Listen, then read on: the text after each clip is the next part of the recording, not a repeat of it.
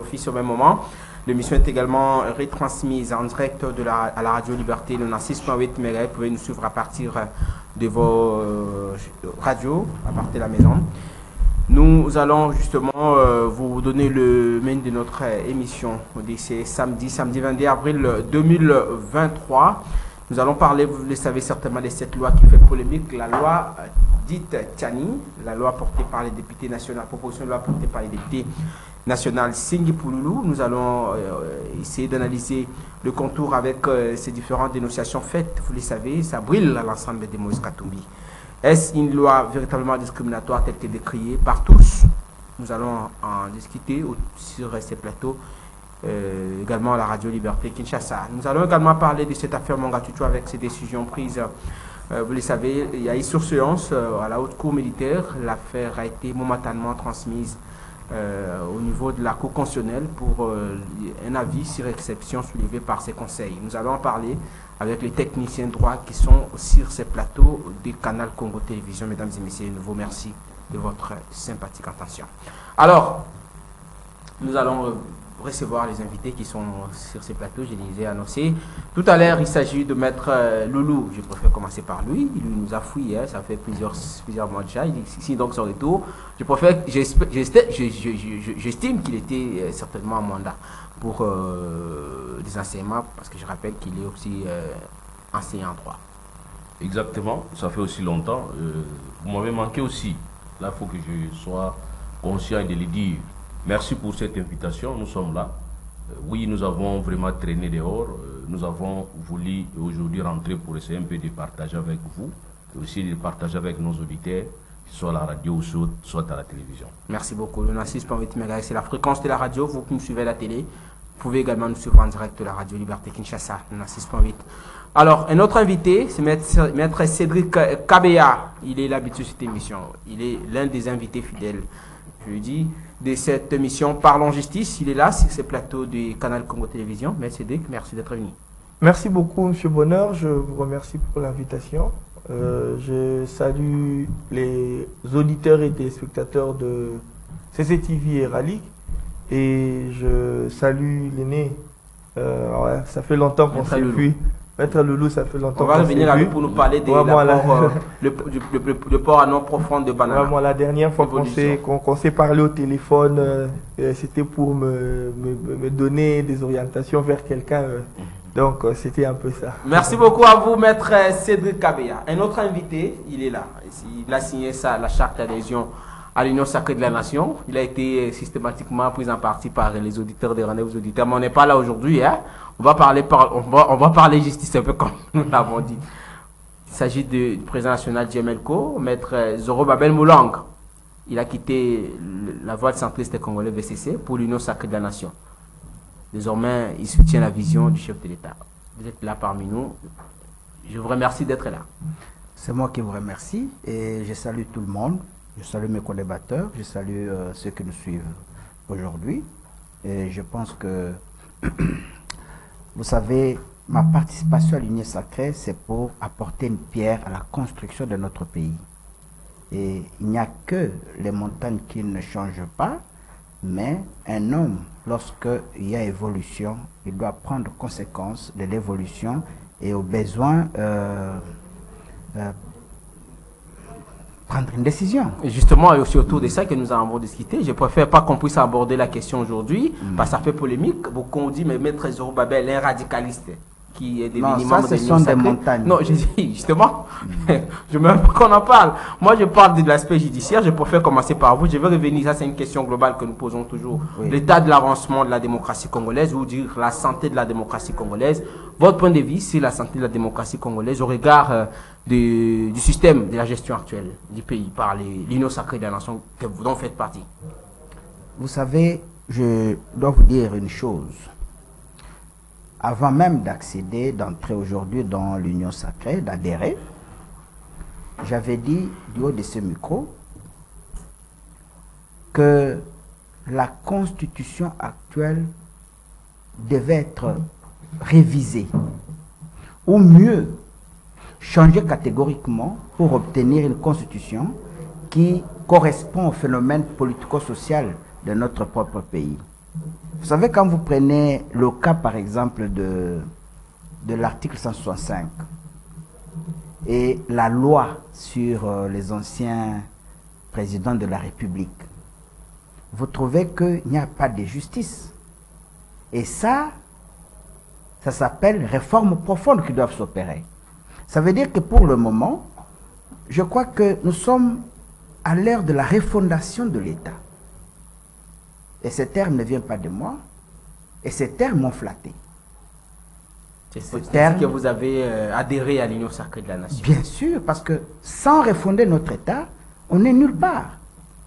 On est dans une situation où ceux qui dormaient encore croyaient qu'on était dans une république, alors qu'en réalité, on était un protectorat du Rwanda. Nous avons connu, je le dis toujours, comme preuve, des généraux sous la signature de notre propre pays. C'est donc un choix désintéressé qui vous pousse autrement à adhérer à cette plateforme. L'Union sacrée dont la sortie officielle, je précise, est programmée pour le 29 prochain. Ça sera le samedi, oui, au stade de martyrs de la Pentecôte. Bien entendu. Vous y serez avec l'ensemble de vos militants et bien sympathisants. Bien entendu. Merci beaucoup, maître Zorobabel Moulang. C'est moi qui vous remercie pour cette introduction. Maître Loulou, quelqu'un m'a parlé du premier anniversaire de la pose de la première pierre par le chef de l'État. Il devrait couronner le début des travaux pour nos ponts de Banana. Puisqu'on parle de la démocratie, c'est aussi le respect de tout ce dont nous prenons comme engagement, quelque part. Mais vous venez de là, vous faites des allers-retours, mais pour ne pas dire, vous êtes des contre eux. Un peu comme dans les superficiels. Est-ce que les travaux ont commencé quelque part? Franchement, commencer les travaux, nous devons d'abord sentir l'impact de ces travaux sur la population, parce qu'il faudrait avoir la main-d'œuvre. Vous aurez plus la main-d'œuvre. Et nous serons peut-être informés directement par nos frères que nous avons commencé les travaux. C'est-à-dire nous, la population, avons commencé les travaux. Nous avons commencé les travaux par des engagements, par des réalisations, et aussi voir dans la mesure du possible comment est-ce qu'ils peuvent aussi sous-traiter certains commerçants sur place. Mais je vous dis, ça ne se sent pas. Donc, posez vos pieds. Vous avez été associé comme notable aussi? Non, non, non, malheureusement. Là, ils font ce qu'ils font sans nous. Et quand vous faites ça sans nous, c'est contre nous. Donc, posez les pieds, vous allez faire des anniversaires, tant mieux. J'ai vu quelqu'un s'agenouiller là-bas pour prier, c'est pas ça, ça symbolisait quoi? Non, c'est-à-dire faire ça, c'est peut-être pour impressionner les gens. Je vous dis que Dieu ne va pas descendre pour faire à notre place ce que nous devons faire. Donc, nous disons tout simplement, nous allons faire plusieurs anniversaires, nous aurons peut-être des difficultés. Parce que le vrai problème avec les projets de port à eau profonde, c'est l'antagonisme qui existe entre ces projets et le pont qu'on devrait avoir avec Brazzaville. Donc, vous voyez un peu cet antagonisme. Or, nous avons plus préféré avoir ces ponts parce que l'idée de construire le port en eau profonde à Banana ne date pas d'aujourd'hui.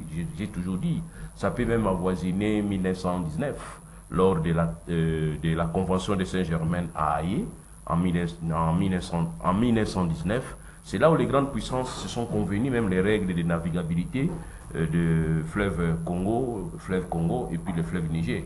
Ils ont compris qu'on pouvait peut-être avoir aussi un point qui peut facilement nous permettre de déposer toutes les marchandises au niveau des ports de Banana pour ne pas tenter forcer le fleuve Congo. Parce qu'il y avait difficulté d'atteindre Matadi, tout ça. Et donc il faudrait peut-être construire ces ponts à partir de là. Et aussi nous allons remarquer, Mobutu en 83 va nous jeter aussi un pont Marshall que nous appelons aujourd'hui pont Marshall. Si vous remarquez très bien vers le bas, vous allez remarquer qu'il y a une prévision des rails. C'est-à-dire ces rails vont nous amener vers Banana. Ils ont compris que pour évacuer la marchandise de Banana vers Kinshasa, on pouvait aussi bien le faire par rail. Donc voilà les projets qu'on a laissés, mais malheureusement ces projets ne se réalisent pas. On nous a dit qu'on devrait le faire rapidement. Ils ont même donné des maquettes au période de Kabila. Et on nous a donné des promesses, mais malheureusement jusqu'au jour d'aujourd'hui, il n'y a que des pierres. Encore des ratés pour... Malheureusement. Des ratés pour dire une promesse de plus non réalisée. Vraiment. Peut-être avant la fin du mandat. Tout un chapelet là. Nos amis, pour ne pas les dire, ces membres de l'Union sacrée, notamment qui est ici ce plateau, ils vont nous réaliser ces travaux. Mais c'est moins d'une année. C'est à moins d'une année. On espère, peut-être. Le mandat, c'est à moins d'une année. Je ne sais pas comment ils vont réaliser ça. Globalement, la santé de la démocratie congolaise s'est portée bien. Malheureusement, non, il faut que je le dise, parce qu'il y a des aspects, il faut tenir compte. Or, le plus grand aspect ici, c'est la justice. On devrait peut-être vivre. Vous allez remarquer, mon aîné Zoho Babel va dire qu'il y a l'injustice quelque part. Donc, si vous sentez cette injustice, on peut aussi corriger facilement. En évoquant l'article qui prévoit qu'il y ait des avantages pour le chef de l'État, nous avons toujours dit que voyons dans la mesure du possible comment carrément élaguer cette loi. Et pour le faire, il faudrait prendre combien des années? Je ne sais pas. Pour le faire, il faudrait prendre combien des années? Vous voyez, donc, cette injustice va continuer toujours à nous étrangler. Et c'est là où nous allons dire que nous avons un vrai problème au niveau de la démocratie. Donc, il ne faut pas commencer à dire ici ça va, si ça ne va pas. Disons ça ne va pas, là où ça ne va pas, et puis peut-être apporter des solutions. C'est ce qui est beaucoup plus bien. Maître CD Kabeya, la loi sur le réserviste, comment on les a appelés? Réserviste, voilà. Ça a été adopté en Assemblée nationale. Finalement, on veut enrôler des forces, certaines catégories, notamment les magistrats, ou les faire suivre des forces de formation militaire. Êtes-vous pour ou contre l'initiative? J'aimerais qu'on puisse vider cette question avant qu'on puisse aborder principalement l'affaire dont nous avons dit. Monsieur Bonheur, merci pour la parole. J'ai suivi le tour de table. Je voulais juste rebondir sur un aspect que Maître Loulou a dit sur la question sur cette question de la loi sur les anciens chefs de l'État. J'ai appris dernièrement et j'ai lu même le calendrier de cette session, la révision de cette loi-là en fait partie. Déjà pour moi, le fait que cette loi soit mise dans le calendrier pour être réexaminée et réétudiée, je pense bien que c'est une bonne voie. Mais on ne peut pas s'arrêter là. Il faut aller plus loin et dire aux députés, si réellement on veut réviser cette loi-là, qu'on la révise réellement de fond en comble, tel que Maître Loulou l'a dit, qu'il y a certaines choses qu'il faut essayer un peu de mettre de côté. Et c'est ça qui crée un peu cette injustice. Parce que si aujourd'hui, nous avons ceux qui peuvent répondre de la justice, avec le malheureux affaire du Premier ministre Matata Mpogno, dont nous sommes restés dans un flou, on ne sait pas. Donc, il y a des personnes qui vont gérer ce pays d'année en année, mais qui ne seront jamais inquiétées parce qu'il n'y a aucune institution judiciaire qui est compétente pour les juger. Donc, cela doit cesser. Cela doit cesser parce que... Un élément inscrit dans le passif du régime. Ça doit cesser. Je dis, c'est un élément inscrit dans le passif du régime, de l'Union sacrée, pour dire mieux. Mais effectivement... Parce qu'ils n'ont pas eu tout le temps de le faire. On a décrié ici pourquoi Kabila peut être intouchable, pourquoi Matata Mpogno ne peut pas avoir... Effectivement... c'est son juge naturel. Effectivement, nous en interpellons les députés de pouvoir revenir à la raison et mettre tout le monde sur un même pied d'égalité. Parlons de la question que vous aviez soulevée sur... J'ai suivi un débat où les gens partent sur tous les fronts. Je suis étonné que même certaines s'estiment être des élites, mais qui émettent des avis, je vous dis, qui m'ont estomaqué. Comment vous pouvez concevoir que l'on dise qu'on mette en place une loi sur les réservistes? En bon français, prenons les dictionnaires, écoutons, lisons, comprenons ce que veut dire un réserviste. Est-ce que, lorsqu'on a dit un réserviste, avons dit que on va enrôler les gens de force? Non, mais faire suivre quelqu'un une formation militaire contre son gré, par exemple? Non, pas contre son gré. Partout au monde, les réservistes existent. Cette notion-là n'est pas une notion que la RDC veut créer. Cette notion est une notion où tous les États du monde sérieux qui veulent une armée forte mettent en place. Pourquoi? Parce que... Une catégorie de personnes prêtes à intervenir. Voilà. Ce n'est pas un tabou. C'est pas question de contrainte. Ce n'est pas question de contrainte. Mais là, vous c'est prenez les seulement magistrats. question... Bon, c'est ce que nous avons dit. Si, bon, ben, les magistrats ou les réservistes, considérons les magistrats parce qu'ils en font partie. Non. Monsieur Bonheur, je sais que les gens, pour un certain populisme, qu'on prouve son éloquence du haut de la tribune pour essayer un peu de parler, essaye de rassembler. Je vous informe que cette histoire d'enrôler les magistrats, d'aller faire les formations militaires, c'est faux. Je vous dis, c'est faux. C'est un torchon qu'on a balayé, qu'on a balancé dans les réseaux sociaux et les gens se sont emballés. Regardez cette correspondance-là et puis regardez même le temps avec lesquels les écrits dans cette correspondance du Conseil supérieur de la magistrature, ça ne reflète même pas le Conseil supérieur de la magistrature. Si c'est le cas, je pense que ça serait une Je vous informe que cette histoire d'enrôler les magistrats est faux. Seuls les magistrats militaires, dont même on a demandé, il y avait une correspondance où on a demandé à tous ceux qui sont... nuancer, hein. On a demandé à tous ceux qui sont d'accord de pouvoir embrasser la carrière de la magistrature militaire d'aller choisir. C'était un choix. On n'a pas obligé.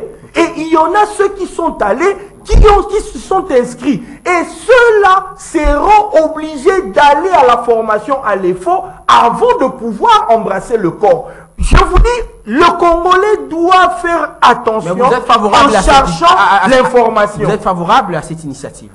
Je suis très favorable. Pourquoi? Parce que, regardez aujourd'hui, c'est quand nous avions eu des problèmes à l'Est qu'on a lancé l'appel au recrutement.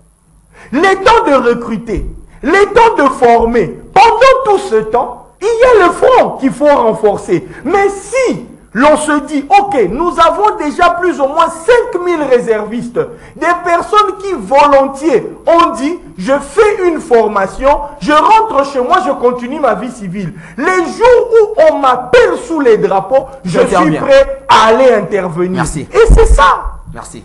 Merci. Maître Zorobabel, Maître Loulou va intervenir rapidement avant qu'on puisse...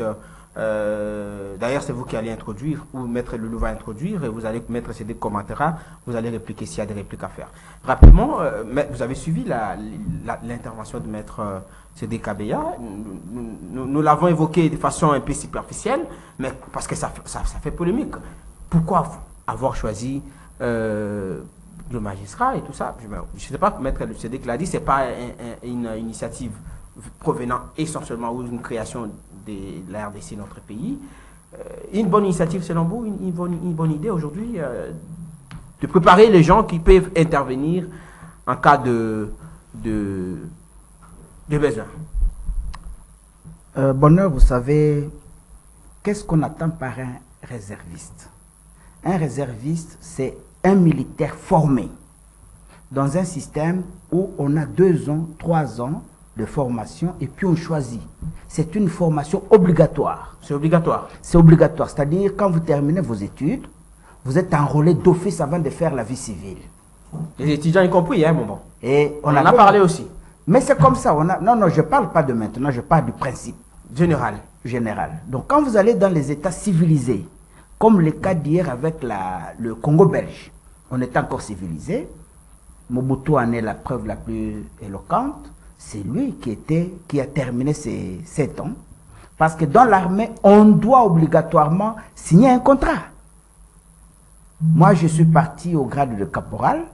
Je ne sais pas si les sergents signaient des contrats. Donc, avant de faire carrière, vous devez signer le contrat.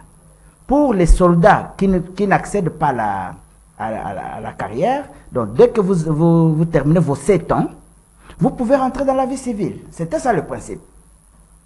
Et après, tout a changé du coup. L'armée est devenue un tiroir au lieu de, je ne sais pas comment il faut l'appeler, un armoire au lieu d'être l'armée. Donc vous y entrez, mais vous ne savez pas comment vous allez sortir. Vous y entrez, vous ne savez même pas ce qui va se passer. Et cela a pris beaucoup de temps comme ça. Et comme réserviste, donc dans la situation qu'on est en train d'évoquer maintenant, c'est-à-dire que ça n'existait plus. Ça n'existait plus. Donc, on ne peut pas dire aujourd'hui qu'on est en train de créer des réservistes. Non. C'est-à-dire, il doit y avoir une loi, comme prévoit la constitution de la RDC, les services militaires obligatoires. On organise dans cette loi la période... Service militaire obligatoire pour tout le monde. Pour tout le monde. On organise maintenant... Non, on ne va pas catégoriser, un peu comme l'a dit Maître Sédikabé. Non, généralement, on ne catégorise pas. Elle est impersonnelle. Vous terminez les études, vous avez... C'est comme en France et en Belgique. Si vous n'avez pas prouvé que vous aviez fait votre service national ou l'armée, vous n'accédez pas à des fonctions publiques. Vous devez refaire. C'est une obligation civique. Et cette obligation civique, moi j'ai dit que c'est une très bonne chose. Parce que nous qui avons goûté à être sous le drapeau, nous avons une discipline. Nous avons une discipline. Et on a même le respect de la chose publique. Et même on est comment dirais-je, trop humble. On n'a pas l'envie. On n'a pas l'envie. Et ce que tue les gens aujourd'hui, c'est quoi? C'est cette façon d'être où l'on n'a même pas le respect de la res publica. Et donc, le réserviste, par principe, comme je viens de le dire, quand vous allez aux États-Unis, vous allez dans tous les pays civilisés, vous devez d'abord faire votre service. Donc, ce n'est pas catégorisé, c'est obligatoire. C'est quand vous terminez, vous partez. Formation. On vous appelle réserviste. D'accord. De sorte que les jours où il y a un problème, on vous fait venir. Non, tu viendras parce que c'est ton pays. De force. Non, tu dois. Pour le pays, pour son État, on n'a pas à négocier avec qui. Vous savez, il n'y a qu'un RDC et actuellement où je vois des gens, nous parlons de la guerre de l'Est et ils sont là comme des collabos. Non, ils ont mal fait. Et je dis, mais est-ce que vous êtes des collabos de Kagame, ou bien vous vous battez pour votre propre patrie? On va évoquer la question de la loi Tiani rapidement, Maître Loulou, si vous avez un élément à ajouter par rapport à ce dont nous avons fait allusion tout à l'heure. Vous avez suivi les avis des uns et des autres, vous émettez également votre point de vue, mais vous aurez également cette possibilité d'introduire notre sujet par rapport à cette proposition de loi Tiani, vous savez, qui fait polémique. Oui, je pouvais peut-être ajouter le mot par rapport à cette loi des réservistes. Et d'abord, vous faire comprendre... D'abord, une bonne initiative.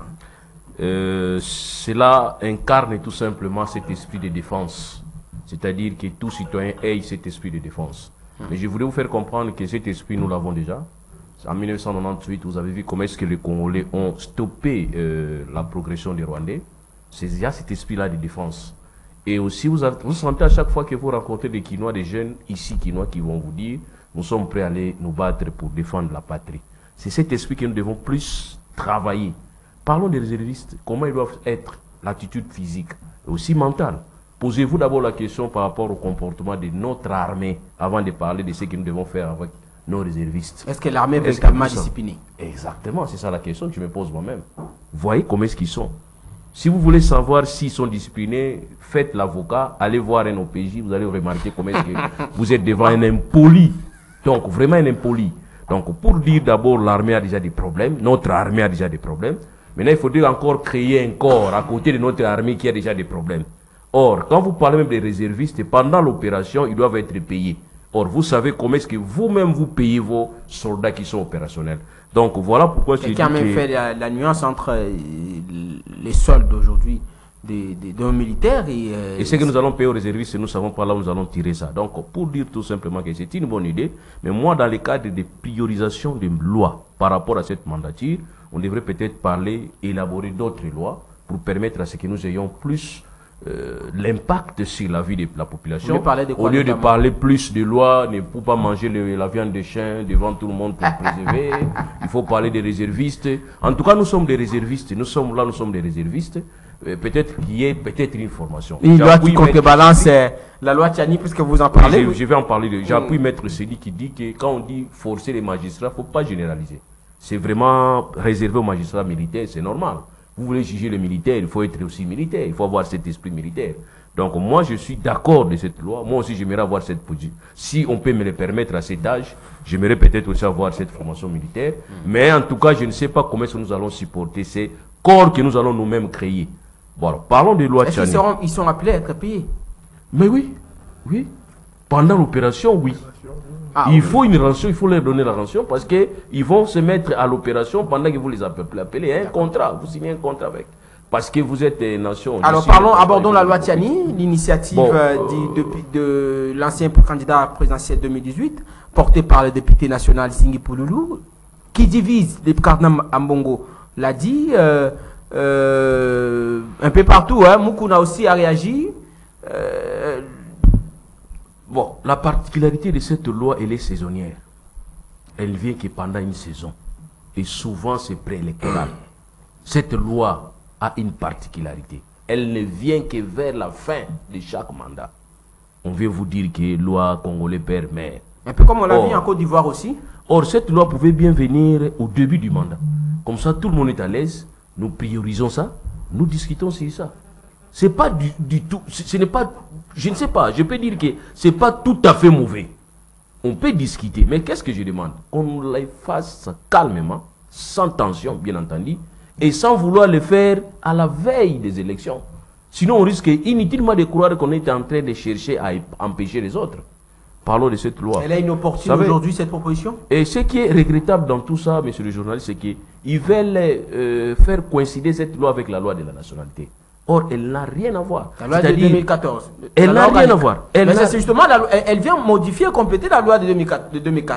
2004, qui est la loi organique sur la nationalité. La nationalité, oui. Voilà encore une erreur. Parce que si vous sentez la loi, si vous lisez très bien l'article 10 de la Constitution, à l'IAD vous renvoie pour dire qu'il faut élaborer une loi organique parlant d'échéance, mode d'acquisition de la nationalité. Or, malheureusement, nos députés, au lieu de s'y atteler, mais le code de la famille n'organise pas ça. Non, nous parlons de la loi sur la nationalité. D'accord. Donc, au lieu de s'y prendre, non, ils sont là en train de faire des lois. Des lois, il ne faut pas manger la viande. Personne. Non, il ne faut pas manger la viande pour préserver. Quelqu'un a dit que c'est pour qu'on te balance. Moi, je me pose la question. S'il faut préserver les chiens, il faut aussi préserver les chèvres. Voyez-vous? Donc, ça dit pour dire, même des poules, il faut préserver les poules, des viandes de porc, il faut les préserver aussi. Donc, pour dire tout simplement, ils n'ont rien à faire. Mais pour faire comprendre qu'ils travaillent, ils vont commencer à créer des lois inutiles. Or, nous avons un déficit, nous avons ce que j'ai dit, une dette de cette loi sur la nationalité. Nous sommes en train d'étudier la loi, l'article 10, mais en nous rappelant de la loi organique de 2004. Or, la constitution, elle est de 2006. Il faut, comme mon frère Zoro Abel a dit tout à l'heure, il faut contextualiser par rapport à notre époque. C'est-à-dire, nous avons des éléments ajoutés et à retrancher. Vous pensez qu'il y a eu une sorte de décalage quand on considère que la loi sur la nationalité est de 2014, la Constitution de 2006? Est-ce que la Constitution de 2006 n'a pas tenu compte de ces dispositions, par exemple? Non, elle donne seulement la grande ligne, la Constitution. Elle vous dit qu'il faut maintenant détailler dans une loi organique. C'était à nous maintenant de voir comment est-ce que nous allons juxtaposer notre loi organique avec la Constitution qui nous demande, qui nous donne sa voix. Oui, parce qu'on doit aborder le fond. Pour être clair, on considère que cette loi est à ces mesures où elle est faite pour des fins politiques autrement. La loi Tchani n'est pas à confondre avec la loi sur la nationalité. Oui, mais la démarche, ça, j'insiste d'abord. La démarche du député national Singhi Pouloulou. Ce n'est pas la première fois que je viens de dire que c'est une loi saisonnière. Même en 2018, rappelez-vous, vers fin 2018, au début des élections, cette loi est venue pour dire qu'il faut être président, il faut être des pères et des mères. Ça, ce n'est pas un péché. Mais du moins, dans cette loi que nous nous référons, loi organique, ça va vous dire que est né congolais, tout citoyen qui est issu, même d'un parent,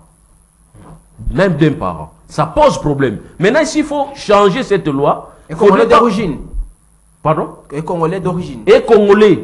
De façon globale. Et congolais. Ça pose problème. Or, la loi ne s'explique pas. La loi doit s'expliquer elle-même. C'est ainsi on vous renvoie à la loi organique pour que la loi organique puisse nous donner les détails. Merci. Je demande à tout le monde de ne pas confondre. La loi dite Tchani, la loi sur la nationalité, il ne faut pas mélanger. Mais est-ce que la loi Tchani ne vient pas compléter et modifier la loi sur la nationalité? C'est ça aussi le problème. La loi Tchani ne peut pas venir modifier la loi sur la nationalité parce que la loi Tchani aussi a son champ. Il y a tout un champ qu'elle doit exploiter. Mais si nous faisons l'amalgame de prendre cette loi Tchani, la juxtaposer avec la loi sur la nationalité, nous allons poser un grand problème. En Israël, moi aujourd'hui je l'ai dit, ce n'est pas trop mauvais. En Israël, pour devenir même militaire en Israël, il faut prouver que tu es né de père et mère juif. Ce n'est pas grave. Où est le problème? Pourquoi vous citez que juif, maître? Non, je prends un exemple. Pourquoi vous ne voulez pas que je cite un exemple? J'ai donné un exemple seulement. C'est ainsi que je dis que cette loi Tchani, ce n'est pas mauvais. Nous allons discuter de cette loi calmement. Comme ça, tout celui qui est né d'un père seulement, ou soit d'une mère congolaise, d'un père congolais, nous allons dire, monsieur, tu es congolais. Mais attends, ici, tu ne touches pas. Ça sera une autre loi. Pour ne pas créer des confusions inutiles. Maître Sédé Kabea, le cardinal Ambongo l'a dit, nous devons être unis. Et cette loi vient nous diviser. C'est une loi discriminatoire. Êtes-vous pour ou contre? Maître Loulou l'a dit tout à l'heure, ça a été fait apparemment de façon précipitée. Pour des raisons, bon, parce qu'il ne veut pas les dire, peut-être politiques. Il a parlé d'une loi saisonnière. Voilà. Merci beaucoup pour la parole. Je pense que je vais aller d'une manière méthodique avec cette question.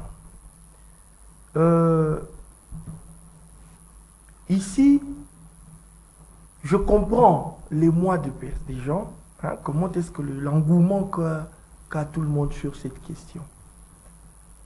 La nationalité congolaise est une chose. La nationalité congolaise en soi est une chose, ainsi que son mode d'acquisition. Les conditions d'éligibilité à certaines responsabilités du pays en est une autre.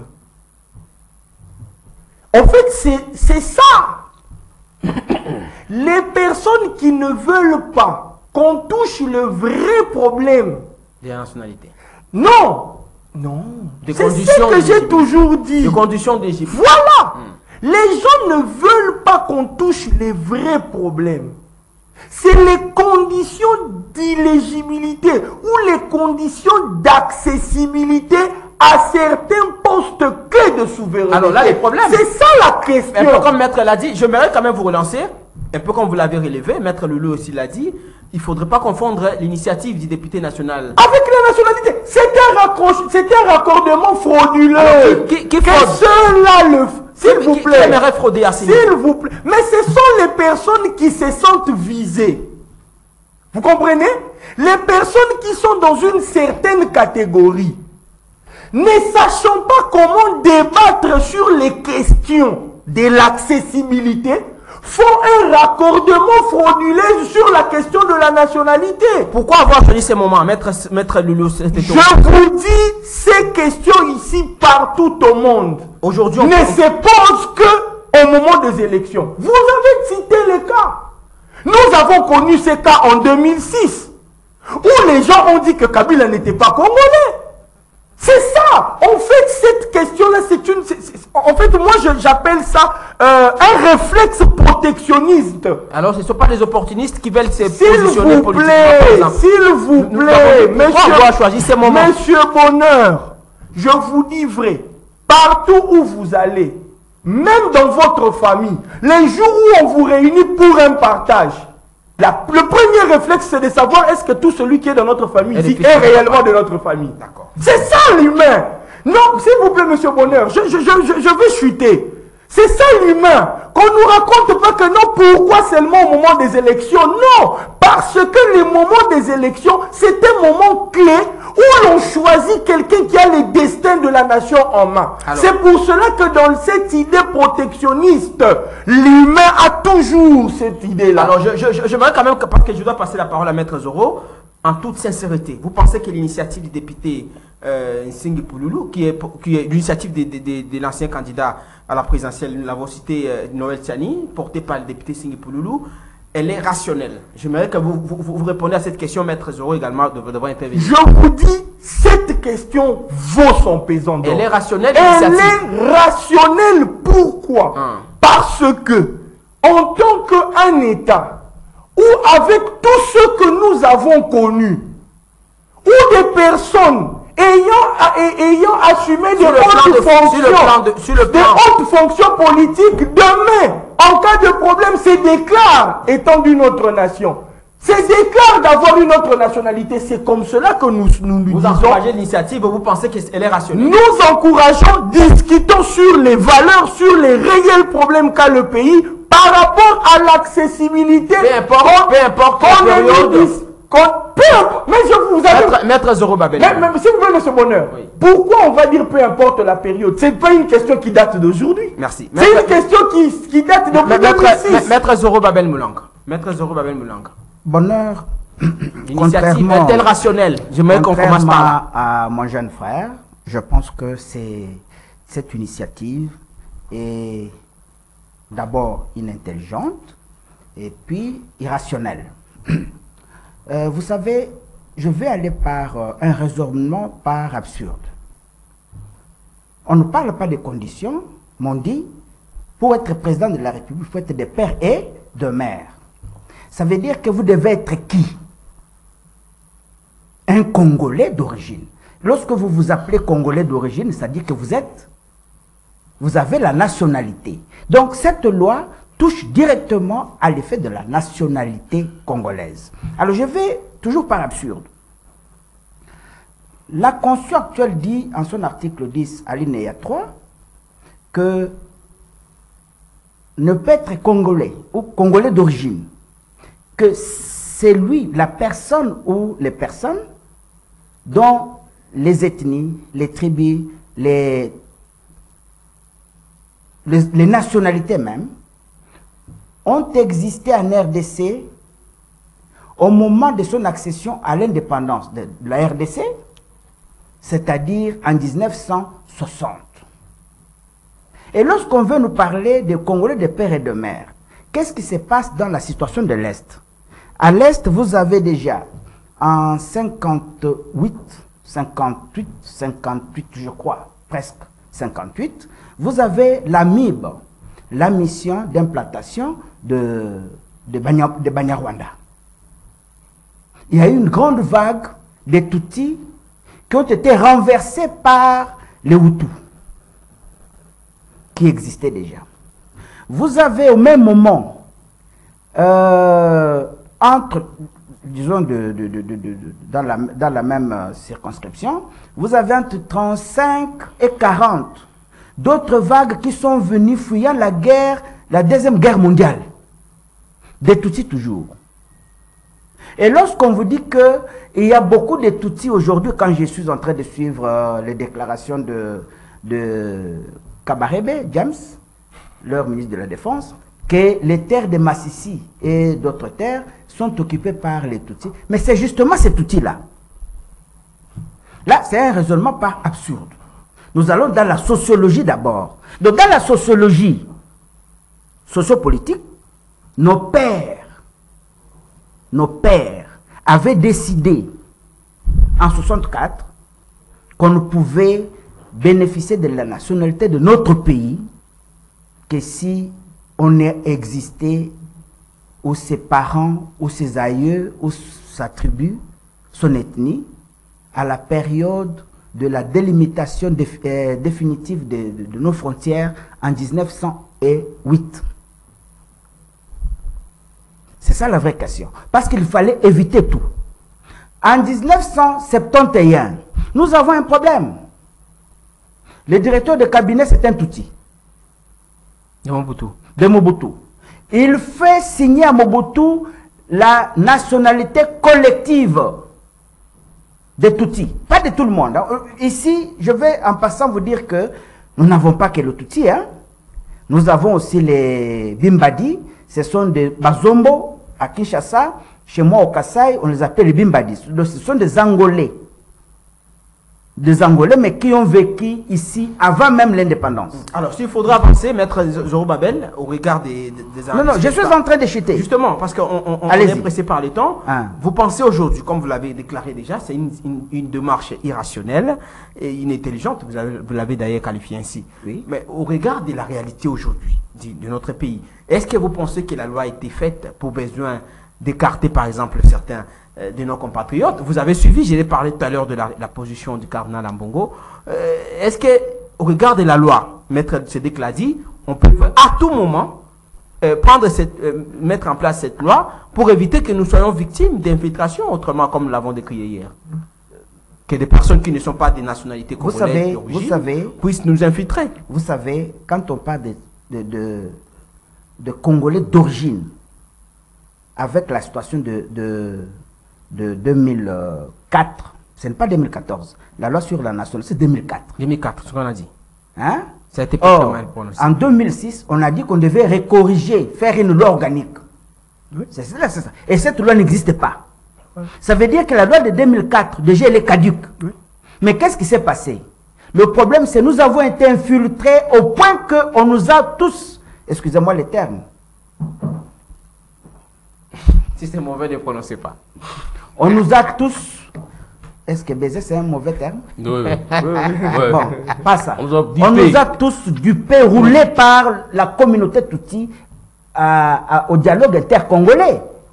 Est-ce qu'aujourd'hui... Je suis en train d'arriver. Je suis en train de chuter, mais c'est très important. Quelqu'un visé par cette démarche? Non, non, j'ai parlé de l'inintelligibilité de la loi. Pourquoi? Lorsque Tchani présente son projet aujourd'hui de révision de la loi de 2004, pour dire que pour accéder à la magistrature suprême, à d'autres fonctions, il faut... Mais là, il est en train de s'attaquer aux libertés fondamentales. Vous comprenez? Et lorsque vous prenez l'article 220, alinéa 3, alinéa 2 s'il vous plaît, de la Constitution, alinéa 2, 220, il dit exactement, est formellement interdite toute révision constitutionnelle ayant pour objet ou pour effet de réduire les droits et libertés de la personne. Je me limite là. Vous voulez parler de Katumbi? Non, non, non, je dis ceci. Il englobe de manière générale. Lorsque la Constitution a déjà établi certains droits pour accéder à certains... Pas restreindre vous ne pouvez plus le restreindre. Donc, cette loi, ce projet de loi énerve la Constitution à un plus haut niveau. Maître Loulou. À un plus haut niveau. Ce n'est pas réfléchi. Vous répliquez s'il y a des répliques parce qu'on est... Oui, s'il y en a, il y en a. Mais Cédric devant donner son dernier mot. Vous savez, la loi organique de 2004, c'est les reflets même de tout ce qui a été fait au niveau des Sun City en 2003. Donc, c'est la loi caricaturée par rapport à ces besoins qu'avaient ceux qui se battaient, les protagonistes, avoir soit une nationalité ou soit vouloir occuper un poste. Maintenant, pour étaler ces lits, c'est la loi organique de 2004 sur la nationalité qui est venue vraiment parfaire leur projet. Maintenant, nous avons fait un travail en 2006. En 2006, en faisant ce travail, il nous a été demandé d'élaborer une loi organique qui va répondre maintenant aux besoins actuels. Malheureusement, nous n'avons pas fait. Et aujourd'hui, on va détacher un élément qui vient encore nous déranger pour créer une nouvelle loi, n'est-ce pas, pour imposer accès à un certain poste qui est des Congolais. Est-ce que la démarche elle est politique? Oui, je le répète ici, j'ai entendu mettre il y a des métis, nous l'avons évoqué. J'ai entendu mettre il y a des métis qui se sont également plaints. Ils ont saisi d'ailleurs le bureau de l'Assemblée nationale, du président de l'Assemblée nationale. Cette loi pouvait venir quand elle veut. Oui, j'ai dit justement, nous sommes à la veille des élections. Vous savez, ailleurs les élections c'est la fête. Mais chez nous ici les élections c'est toujours un problème. Donc, il faut éviter les tensions avant, pendant et après. Or, pour éviter les tensions, à tout moment, comme l'a dit Maître Cédric, pour éviter les tensions avant, pendant et après, on doit avoir la volonté de faire mieux. C'est ce que nous voulons. C'est ainsi que je dis que nous attendons 2023. Quand l'autre, je ne sais pas si le même président qui va encore passer pour le deuxième mandat, ça je laisse ça aux gens qui vont débattre la politique. Mais je dis, c'est lui qui va venir, en prêtant serment. Le lendemain, on commence à parler, voire dans la mesure du possible. Comme ça, nous aurons le temps de travailler calmement. Et nous n'aurons pas le temps. La démarche, l'initiative? C'est pour besoin de cause, peut-être aussi aujourd'hui. Tant mieux. Comme c'est déjà inscrit, nous attendons qu'ils puissent débattre. Répondant à ce que mon grand frère Zoro Babel venait de dire, en ce qui concerne cette vague des 58, il y avait une disposition qui a été prise pour protéger les élections. Vous voyez comment est-ce que j'ai toujours dit que nous sommes intelligents aujourd'hui, mais nous ne sommes pas sages comme nos vieux d'antan. Qu'est-ce qu'ils ont fait? Dans la loi électorale, ils vont dire et candidat, et candidat et électeur, tout celui qui va prouver qu'il est resté en République du Congo pendant 5 ans. Or, ces gens ont fait seulement une année. Ils se sont déplacés seulement une année. Mais il y a certains qui allaient déposer leur candidature pour devenir soit des bourgmestres, soit des députés, tout ça. Ils ont dit non, pour caler ces gens-là. C'est-à-dire, il y a l'intelligence qui peut combattre l'intelligence. Mais nous, chez nous, l'intelligence ne plus en exergue, c'est le muscle, c'est les bouches. Non, réfléchissons seulement qu'est-ce que nous devons faire. Cette loi Tchani, j'ai dit que c'est une meilleure loi. Ça, j'adore. Mais le vrai problème, nous disons à nos frères, même si tu es métis, c'est l'opportunité qui pose problème. Même si tu es métis, tu es congolais, tu peux être Premier ministre, tu vas devenir député, gouverneur, sénateur, tout. Mais nous allons choisir, nous, calmement les postes. Mais cela ne pouvait pas se passer à la veille des élections. Même après, nous allons dire qu'écoutez, bon... C'est Moïse Katumbi qui est visé. Je vais poser la même question à vous. Bon, là, je ne peux pas répondre. Moi, je ne parle pas des individus. Parce que déjà là, ils réagissent, l'Assemblée. Pardon? Vous avez suivi la... Mais ils doivent nous dire pourquoi aussi. Réagissez. Alors, maître Loulou, rapidement, on est à la fin de l'émission. Ça sera votre mot de la fin. J'aimerais que vous donniez un point de vue sur l'initiative, je dirais la procédure relative à l'instance, comment ça, l'affaire qui est en cours, qui a été finalement, il y a eu surséance. On l'a envoyé au niveau de la Cour constitutionnelle. Un point de vue technique, rapidement, maître Sédic fera autant. Bon, et puis on va finir avec... Vous savez, c'est un dossier tellement très glissant, très sensible. Moi, j'aurais plus préféré même qu'on puisse même déclencher même le huis clos. Moi, si ça dépendait que de moi. Parce que ce que j'ai entendu, si c'est vrai, et de la manière où j'ai entendu ça, c'est dans un coffre-fort qu'on va retrouver des armes. Alors je me disais, quel genre de coffre-fort là qu'on doit retrouver les armes à l'intérieur? Il y avait un problème d'information. Vous, chez vous, quand Kagame va seulement toucher, on va commencer à nous prendre, nous allons commencer à vomir tout ça. Mais du moins, ces genres de problèmes, il faut toujours avoir l'habitude de communiquer. On doit avoir la facilité de communiquer pour c'est un peu d'écarter les rumeurs. Aujourd'hui, vous avez appris qu'il semble-t-il que notre président est allé présenter des excuses ici à Brazzaville. Parce qu'il y a tellement trop de présidents qui ont été cités dans cette affaire. Même Omar Bongo, le défunt, a été cité aussi. Que son numéro s'est retrouvé là-bas. Bon, tu vois, tout ça, je dis qu'il faut éviter de sensibiliser, de dramatiser. Donc on peut décréter... Le huis clos, moi en tout cas, c'est ce que j'ai souhaité pour permettre à ceux qui... Parce que ça énerve les Congolais. Ça peut énerver les Congolais parce que quand on apprend que dans un coffre-fort, on a retrouvé des chars de combat, des Apaches, des hélicoptères, j'ai dit... Maître Sédic.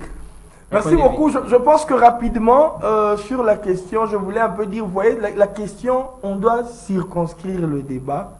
Ici, la question n'est pas sur la nationalité. La question est sur la protection, l'accès à certains postes. Vous restez Congolais de père. Ok, on ne vous enlève pas la nationalité congolaise. On vous dit seulement, le fait que vous soyez Congolais de père, vous ne pouvez pas devenir président. En Tunisie, c'est être Tunisien de père, de mère, de grand-mère, de grand-père. D'accord. C'est loin, même Maître Loulou l'a dit en Israël. Donc ce n'est pas un tabou, c'est le protectionnisme. La question Mangachouchou, moi je pense que les gens doivent arrêter vraiment avec la loi sur les numériques. Je pense que les ministères de la communication et du numérique doivent faire un travail pour essayer un peu de nous rayer, de mettre hors d'état de nuire tous ces fake news qui circulent chaque jour. Parce que la désinformation est devenue l'information en République démocratique du Congo. On regarde la sensibilité. Pour moi, oui, on décrète les huis clos et les gens auront la décision finale, c'est tout. Maître Zoro Babel Moulang, apparemment il y a un problème. Hein. Maître Zoro Babel Moulang, je vous prête le micro de Maître Sédic qui a clôturé. Rapidement, je vais dire, oui, je vais dire une chose très simple avant d'aborder la conclusion. Rapidement. Tchani, invité sur Voix Africa, il a épinglé les cas justement, à titre d'exemple, les Tutsis et les autres qui sont des immigrants qui posent problème dans notre pays. Donc, il visait une catégorie. Donc là, c'est aussitôt ouvert, aussitôt fermé. Alors, le cas Mwangachuchu, je crois que j'aborde plus ce que Maître Loulou a dit. Et je vais dire une chose, que les Congolais se tranquillisent. Mwangachuchu n'est pas libéré, il ne sera pas libéré. Je ne dis pas que je suis dans les délibérés. C'est que des délibérés. Non. Mwangachuchu, il y a une exception d'inconstitutionnalité qui demande que la Cour de cassation puisse d'abord Vider. vider. Et pendant ces La temps, Cour constitutionnelle. la Cour constitutionnelle, pendant ces temps, il demeure en prison. Donc, nous devons être calmes. Est-ce qu'il faut décréter le huis clos? Maître, Non, c'est ce que j'ai dit. L'affaire Il faut- est tellement sensible et qu'il y Elle a est- elle est- on cite beaucoup de sommes là-bas, ça énerve. Oui. On dit, mais est-ce que ces messieurs est propriétaire Et des les coffres villas? contiendraient- Les coffres- contiendraient des Apaches. On dit, des pour avions. que ça nous énerve pas, Maître Sédic a appuyé l'idée. on Non, doit moi je décréter le crois huis clos. que pour être une justice sérieuse, doit décréter le huis clos. Moi je l'appuie, c'est tout à fait logique. Parce qu'on risque de s'apprendre à lui. Et d'ailleurs, il Parce a dit que- que sa famille n'était pas en sécurité.